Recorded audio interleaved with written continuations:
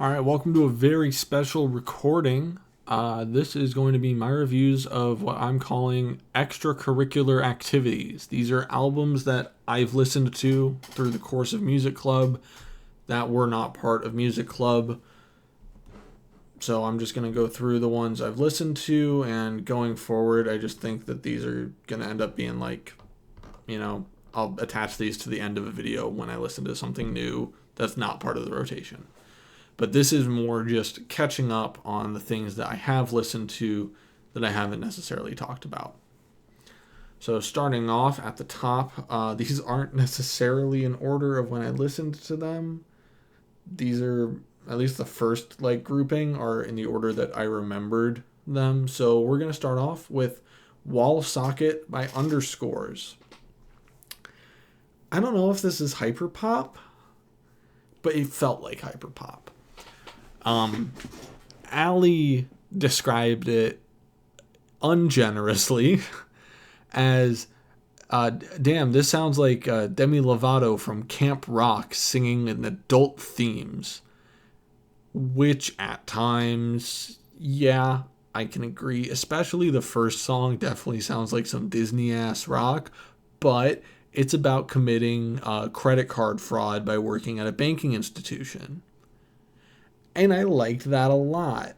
There were a few tracks off this that I liked. I did like the opening track, even though it was really basic pop rock. I really liked Girls Like Us. It opens with this really, really nice industrial section that almost reminded me of Death Grips in a way. And I could just tell that it was pulling on a lot of the current Gen Z trends in popular music. Really fun listen, worth a go. Some stuff sticking with me, some stuff not sticking with me. So I gave it a 7.5. I'm going to skip a few because I guess I will talk about some of these at the end. But we're going to jump to Struggler by Genesis Owusu. I learned about this from some end-of-year reviews of albums from 2023. And this was really fucking good, you guys. If you want some, I don't know if it's conscious rap, but it wasn't unconscious rap. He's not singing about, stuff that I don't give a shit about. It's Genesis Owusu is an immigrant to Australia. So one bonus point, love Australian contemporary music.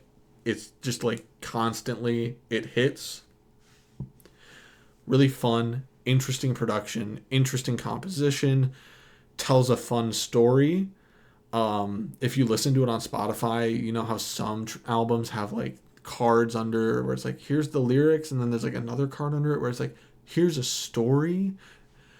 The opening track, the story, it just says, there is a wall of fire and brimstone behind you. Run. And that really encapsulates the whole experience. It's this guy talking about how he does not have a great relationship with his father. And by his father, I mean, bless up, God. Just a great time. Lyrics are awesome. Interesting take on rap as a genre, interesting use of effects and lyrics and how everything is structured, just unlike any rap I'd heard before this. Really good, a really fun listen. 8.5 out of 10. Go do yourself a favor, listen to Struggler by Genesis Owusu. Next up, we got Horse Jumper of Love by Horse Jumper of Love. I heard a track off of this through Spotify recommended.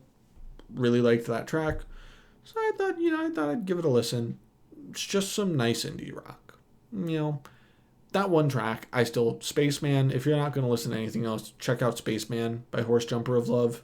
That track alone, great, excellent, love it so much.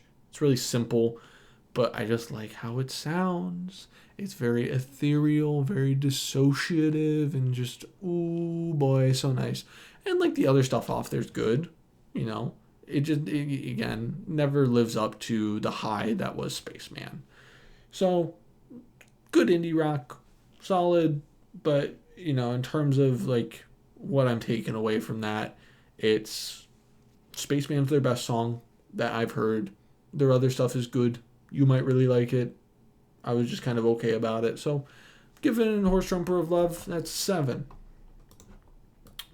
I got into breakcore last year from listening to Rochila Galat Julitet by Venetian Snares, which we've already listened to.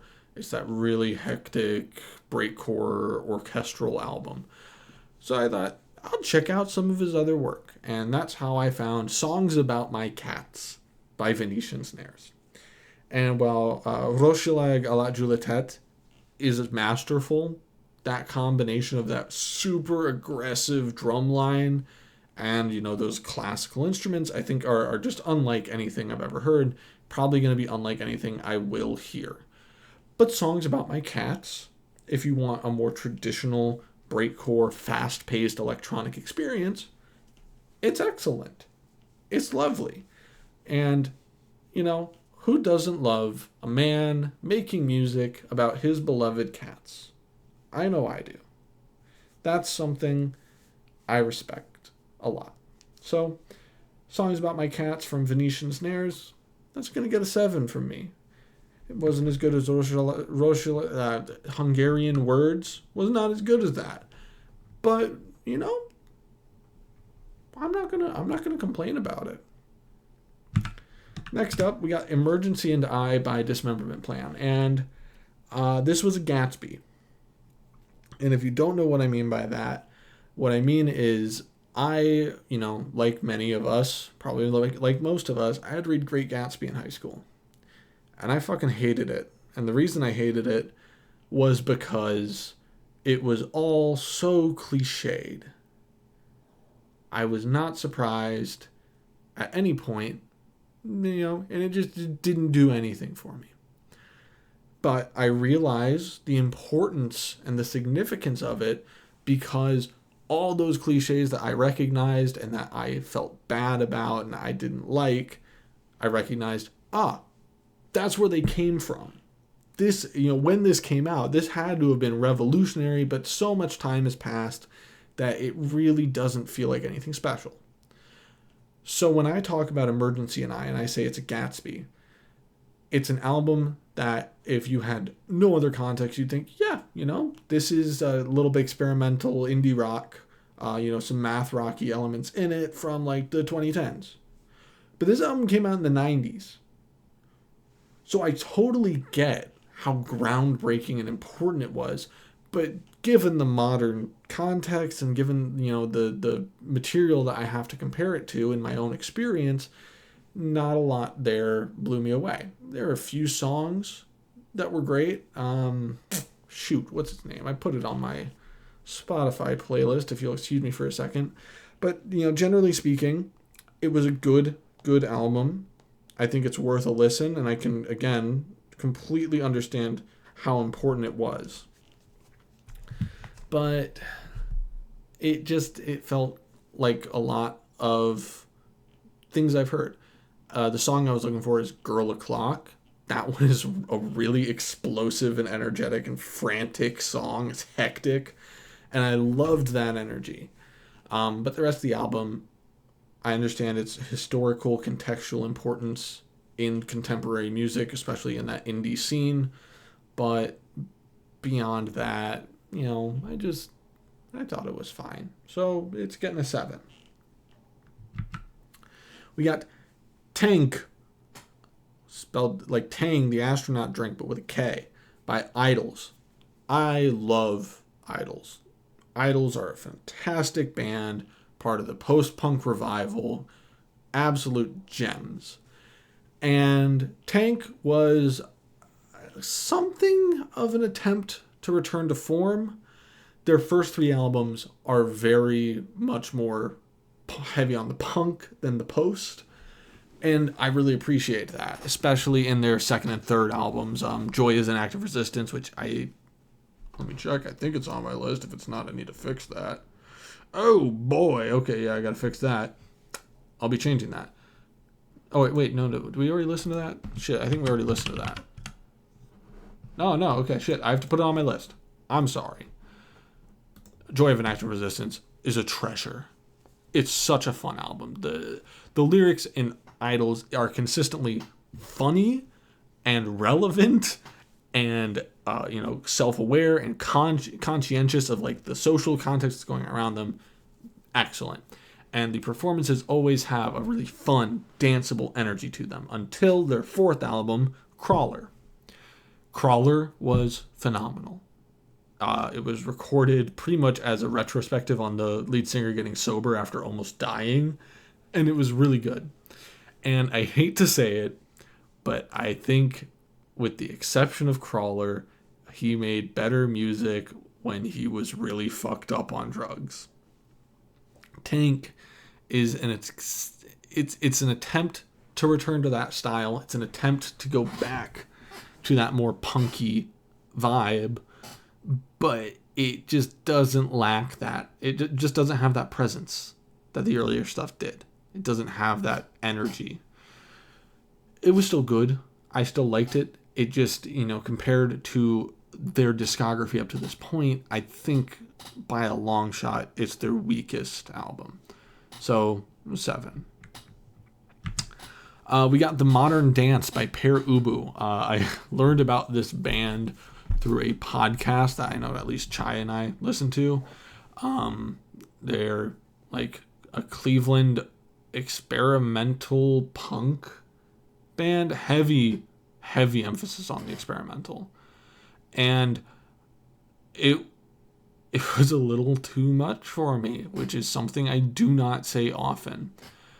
I really respect what they did. I respect the kind of music they were making, and I respect the risks that they took. And I think that it paid off incredibly well. But, without the context of when this album was released in the 70s, I don't feel it as groundbreaking. I feel it as like it's clashing. It feels like it's fighting itself, at least to me. But there were definitely moments I loved off of it. I loved what it was trying to do. The ambition is incredible off this album. And just for that, it's getting like a 7.5. I think it's worth a listen, like it or not. It is worth checking out. Just wasn't my favorite thing. Next up, we got This Is Why by Paramore. Before Music Club, I had never listened to Paramore. And then I checked out This Is Why because I heard that they came back in 2023 after like some long hiatus. And allegedly they'd gone for a more post-punk style. And I'm a sucker for that. So I checked it out. And it was solid. This was a while ago. So I don't remember a ton of like standout things. But I remember liking it. I remember thinking, yeah, this is cool. It's fun. It's nice. But just didn't stick around for me. So it's getting a 7. If you're a Paramore fan, some of you, check it out. See if you like where their style's going. See if you like where their sound's going. For me, I don't want to keep an eye on them. If they grow into this more, if they get their footing a little bit more and know what they want to do, I think it could be better, or at least more suited to my taste. But from where it's at, I feel like they were trying to mix a more subdued post-punk aesthetic with their history and where they got famous of their pop punk. And I think those two could marry really well. I just don't know that they have entirely figured out how to do it yet. Next up, we got Oh Monolith by Squid, and I was so disappointed. Bright Green Fields, their first album, really, really fun. Their drummer is their singer, and he has a really unique voice. Like, he can throw that thing around. And the bops are good. Just some good new British post-punk revival. It's got a bit of a kooky atmosphere, like woohoo, like that. And Oh Monolith was, I feel like, them trying to settle down into a sound, which I really hope they find, and I'm really interested to see where they find it. And a lot of the reviewers I've seen talk about this say it's good. They liked it. They liked where it was going, but I missed that roughness and that sense of exploring that they had on their first record. So, Monolith, it's a 6. Now we got Dogsbody by Model Actress. And this shit was for me. You got not post-rock, noise rock. It's noise rock. It's super aggressive. It combines elements of like Black MIDI with Chat Pile. And that just blew my fucking mind. Blew me right out of my chair. I love this album.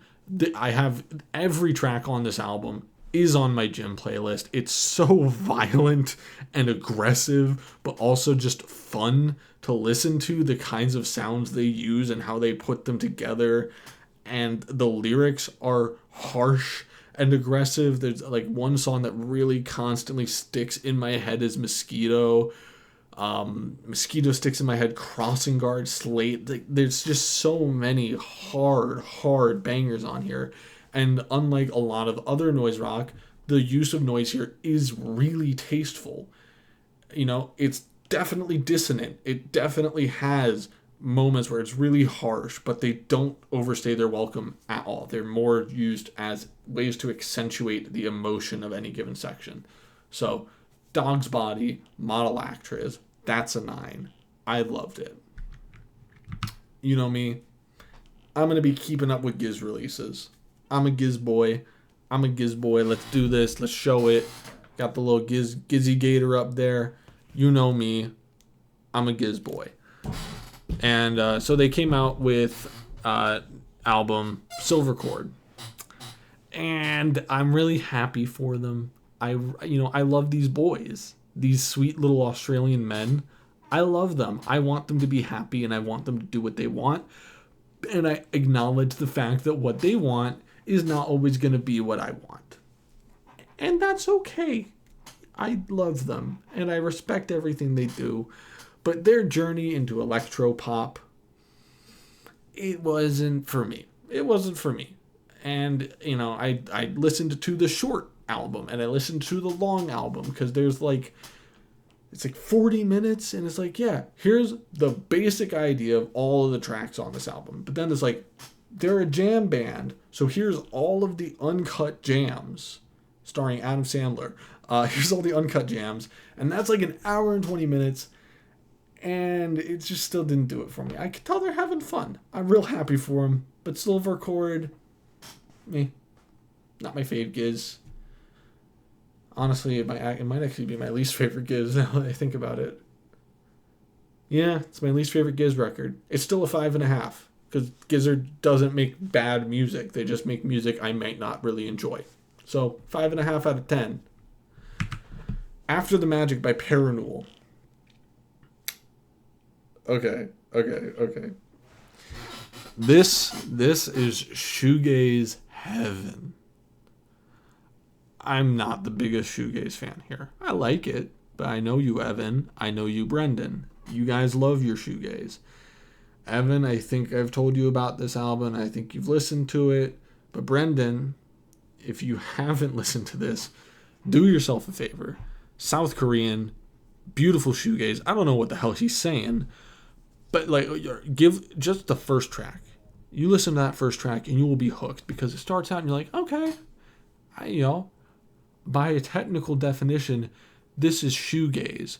But then, you know that meme where it's like SpongeBob and he's got the headphones on and he's rising, his soul is leaving his body and he's ascending from this mortal plane? It just hits you with that and you're like, oh shit. And you think, well, surely that's the best part of this album. But no, he just keeps ripping your soul out of your body and it feels so good. So, After the Magic, that's an 8.5 out of 10. You know, it's just really fun. Album as a whole, it's a good shoegaze album. So, you know, I'm giving it a high score for that. But each of those moments that just make me astral project involuntarily, astral projectile vomiting, if you will, it's an 8.5 out of 10, baby. All right, we got 4D Country by Geese. This is a companion album to 3D Country. I loved 3D Country. it was really good. 4D Country was kind of like re-experimenting, trying to reconfigure, remix, redo some of the tracks off 3D Country, and there were some new things there too. But the things that they modified from 3D Country were worse than when they were on 3D Country, and the new elements were just not as good as 3D Country was. It's still fine. I still enjoyed it. I just, to me, don't see the purpose in, I guess, releasing this as a companion piece to 3D Country when, by all accounts, or at least by all of my accounting, it is inferior in every way. So, because of that, it's getting a 6.5. This is going to be short. Inland Delta by Biosphere. I was doing some work, and I love having ambient on when I work. So after listening to the Biosphere album that Brendan submitted, I think it was Substrata, something like that, I decided to check out some of his other works, and, Inland Delta, it's really good. Biosphere makes good ambient. So I had this on in the background, so I don't have a ton of very specific things to say about it, but it was good. It's an 8. Really nice ambient. Love me some of that. Good. We got Where's My Utopia by Yard Act. I loved The Overload. The Overload was such a fun, bombastic album. Fast, good, fun. Just, everything about it. Loved it. Where's My Utopia disappointed me. I understand, like, sophomore slump. They're trying to redevelop their sound. And I feel like in some spots, the lyrics are cheekier than ever. And I find this actually a lot with British post-punk revival, is that I almost always prefer the first album to the subsequent work. I think the only exception to this, Idols. I like their second album better. But like Black Midi, Schlagenheim holds a really special place in my heart. Black Country New Road, For the First Time. Answer From Up There is phenomenal, but For the First Time is special. And The Overload to me is special. Where's My Utopia was good, but no part of it stuck with me like any part of Overload. Every individual song off The Overload sticks in my head more than anything off of Where's My Utopia. And so I can really only give it a 7.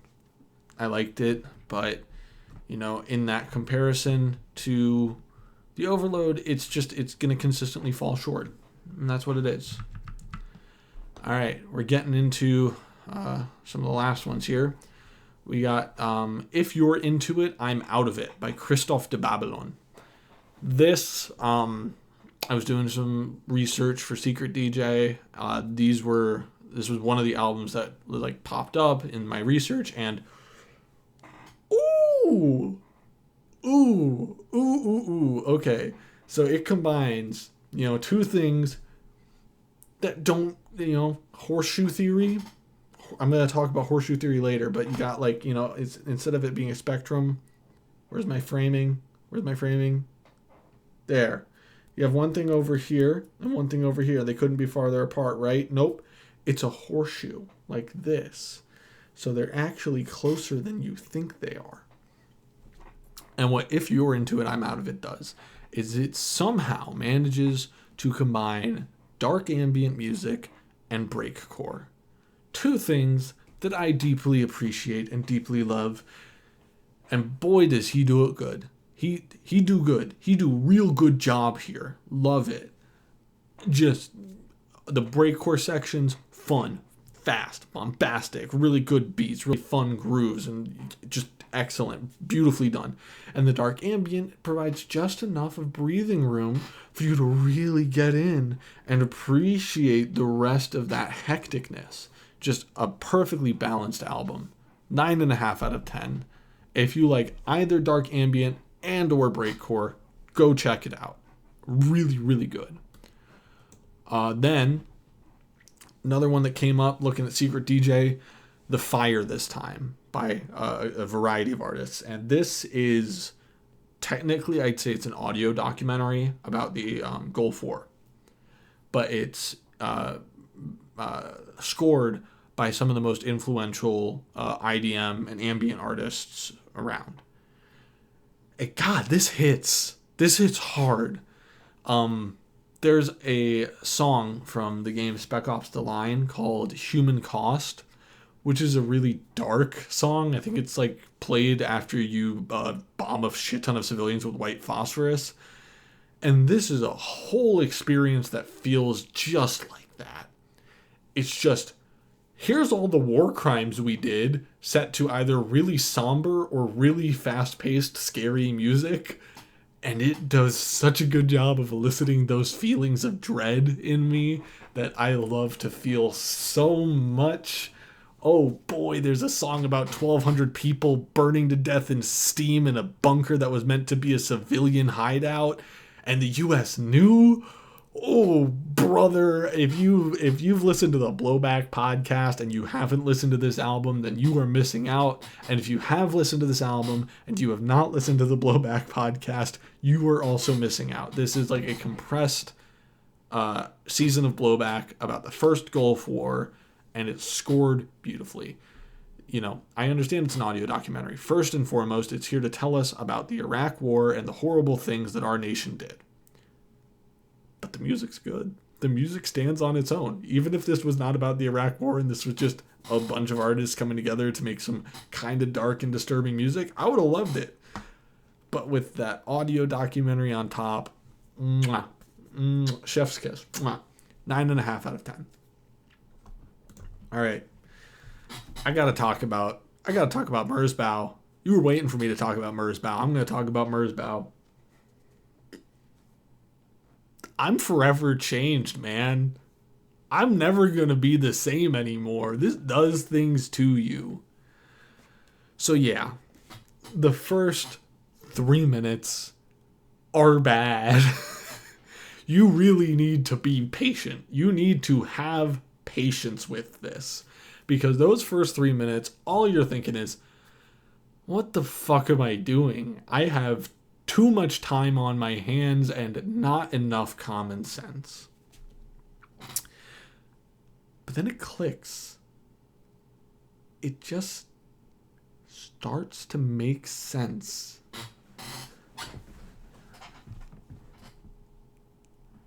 I was talking about the horseshoe theory, like that. And what I learned, or what I figured out pretty quickly with this, is that this is meant to be enjoyed in the same way that drone metal or ambient music is. Where, yeah, there's a lot going on. It is really, really bombarding your senses. But what Merzbow does, and it's subtle, and that's why it takes a minute to understand, is there's always something dominant. It's not a wall of chaos, though it may feel like it. There's always a grounding element, whether it's a synth that's clipping in just the right way where you start to get a little...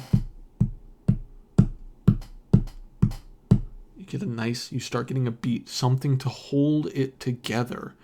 And after a few minutes, that's what you start honing in on, and suddenly it just makes sense. It is noisy, it's abrasive, it's brash, it hurts. But with that one element to keep you centered, you just start listening to the subtleties of, okay, this is a different kind of dissonance than I had before. There's motion, there's progression. This isn't just unfettered chaos. This is crafted. It's composed. There isn't a standout moment here. It's just a collection of moments. Time loses all sense of meaning and direction and purpose, and you're just in this soundscape, and you just get lost in it. You forget things. You forget time and sense and logic and beauty and sound, and you just... This is the way to enlightenment, my friends. This is the way to achieve the Buddha and clear your mind of all worldly attachments. And what I'm about to say will sound like a joke. But the best part of this album was when it ended. Not because it was over. Not because I was like, oh, I'm done. I did it. I can brag about Merzbow. I can brag that I got through a Merzbow album. But no. Because after you spend that long with Merzbow, with that environment, that first minute of silence is just absolutely blissful. You know, again, I'm going to reference SpongeBob again. The orb of confusion. SpongeBob touches it, goes... It does that to you. In that just silence, you've forgotten what it's like to hear things. You've forgotten how your ears are supposed to work. It flipped the breaker switch in my head. And it was gorgeous. It was so beautiful. And then when I put on real music after, because I'm not listening to 2 Merzbow albums in a row, I'm not insane. Those were the most beautiful 30 seconds of music I've heard in my life, because my brain has completely forgotten what melody, harmony, rhythm, any of that. Fuck you, Windows notification. It forgets what any of that means. And to discover it again, like a newborn babe from the crib. Enlightenment. If you are brave, do yourself a favor. Listen to a Merzbow album and just let it sit with you. And you will never listen to music the same again. I have been through hell. I have been to the sum. And now, all music is like watching 2 kindergartners slap each other, and I go, haha, cute. I have seen the eyes of God, and he was weeping. So yeah, Hybrid Noisebloom, that gets a 7 out of 10 for me.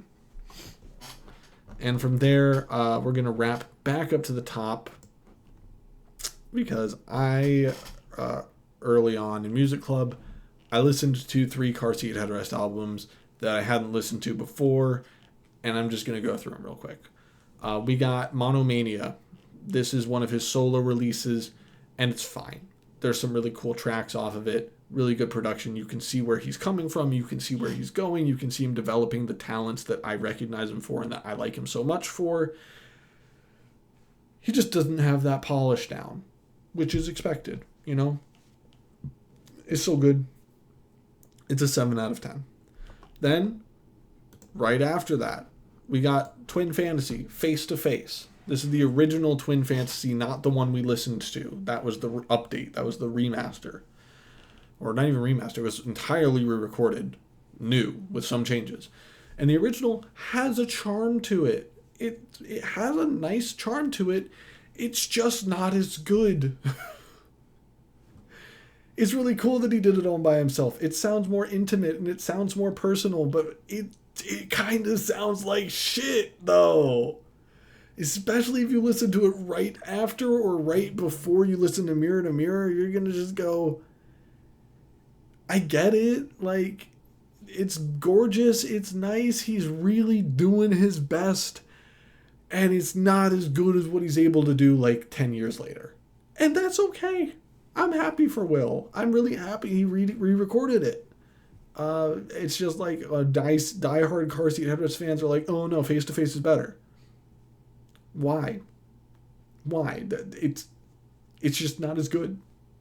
That lo-fi aesthetic does not make me feel the feelings any stronger. Makes me feel them less. I'm distracted. So it's 7.5. It's still Twin Fantasy. Like, it's still a fucking great album. But, you know, that being that lo-fi, that rough, it takes like 2.5 points off. Then, Teens of Style. This was his first record label release, his first professional release. He took a bunch of songs from his early solo work and just updated them. Pretty much did what he did with Twin Fantasy, but for other tracks that weren't on Twin Fantasy, but were on like Monomania, My Back Is Killing Me Baby, his earlier EPs and stuff. And Teens of Style has some really, really good songs on it. The Drum, Los Borrachos. Yeah, I'm just going to leave it. Los Borrachos and Mod Gone. Excellent tracks. And the rest of it's still really good. But since it's more of a compilation, it has no cohesion, in my opinion. There's still he has band members now. He's not just on his own. So you can kind of tell they're figuring things out. How do they perform together? What's their chemistry like? But I feel like those standout moments off of Teens of Style really save it. You know, if nothing else, listen to The Drum, listen to Los Borrachos, listen to Mod Gone. They're really great. If I had to guess, Los Borrachos, when I get my Spotify Wrapped at the end of the year, that's probably going to be my number one song for the year. I've already listened to it probably 100 times. So yeah, that does it for Seth's extracurricular update. Again, going forward, if I listen to something outside of Music Club, I'll probably just tack it on to the end of my reviews for the rotation. I just felt like since I started doing these video reviews, should get you all caught up on what I've been doing outside of this. So, yeah, bye.